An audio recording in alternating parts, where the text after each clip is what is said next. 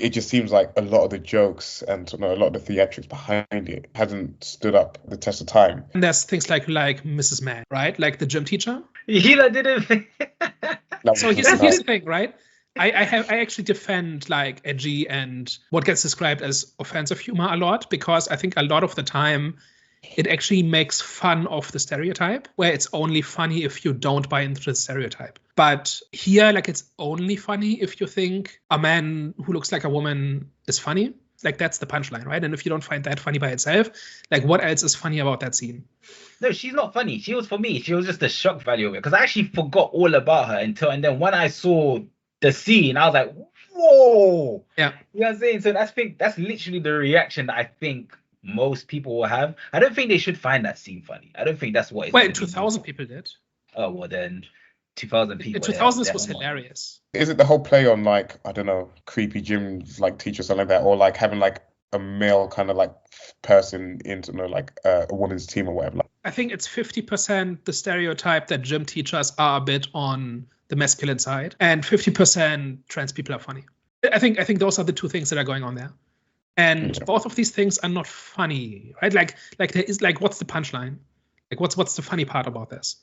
And I'm not above like making jokes about just about any topic, but there has to be a joke. It can't just be laughing at somebody. When you're making fun of people or a group of people, often it's just let's laugh at the group that can't fight back. But in other cases, there's an actual joke there, and it plays with a stereotype, or it makes fun of the prejudice itself or whatever, right?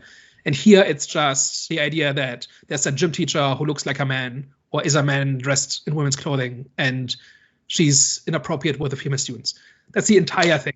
My question then that is, how different is that joke compared to the female teacher that had to pay me by one of the students and was, kind of like saying that like one of the other like male students was next or whatever? I don't feel like in that one there was like a huge. Who's being attacked in that case? I don't feel like. Well, I didn't see it as like the gym teacher was being attacked, to be honest. We're laughing at that group of people in that scene, don't we? Whereas with the inappropriate teacher, the punchline is she's talking about ethics or morality or something, and then she's the most unethical person you've ever seen. That's the joke. And you're not making fun of a group, you're making fun of like this person who is this massive hypocrite. Initially watching it, I didn't like see the issue. Yeah. I might give that a rewatch just to kind of understand the context. So I think there's a few clues here. One of them is that was just funny in 2000. Just about any comedy in that time went to that well. And second of all, there's an absence of a punchline otherwise. There's like a few of these, like with Doofy, we were mostly just laughing at the fact that he has a mental handicap. And like there's a little bit more to it, like when in the end it turns out that the whole thing is an act. And so he put on that act in order to be ignored and underestimated. 95% of the time, we're just laughing at the fact that he has that condition. And so I don't want to moralize about this. I'm just looking at this and saying, is this funny and am I enjoying watching this? I think there's enough stuff like this in the movie in between the actual funny jokes that it kind of makes the whole thing kind of not fun, at least for me. In a comedy like this, there's going to be a few jokes that you don't like. You kind of move on, and 30 seconds later there's another one and you might like that one, right? But here it's kind of sprinkled throughout the entire movie very consistently. Mrs. Mann is just one character in a one-off scene, but Doofy is throughout the movie, right? And gets a lot of screen time. And if you don't find that funny, then that's half the movie.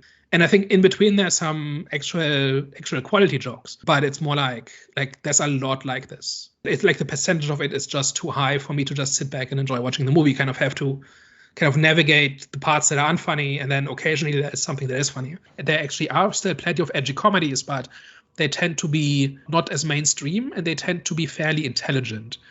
And they also tend to laugh at themselves. Like It's Always Sunny in Philadelphia has been running for 87 seasons. And that one is funny because the main characters are the bad guys, right? Like the show is laughing at the main characters. And so when they are bigots or idiots or awful people or whatever, we're laughing at them. We're not laughing at their victims. And I don't know that a scary movie would be made where that is the case, where the Wayans are laughing at themselves.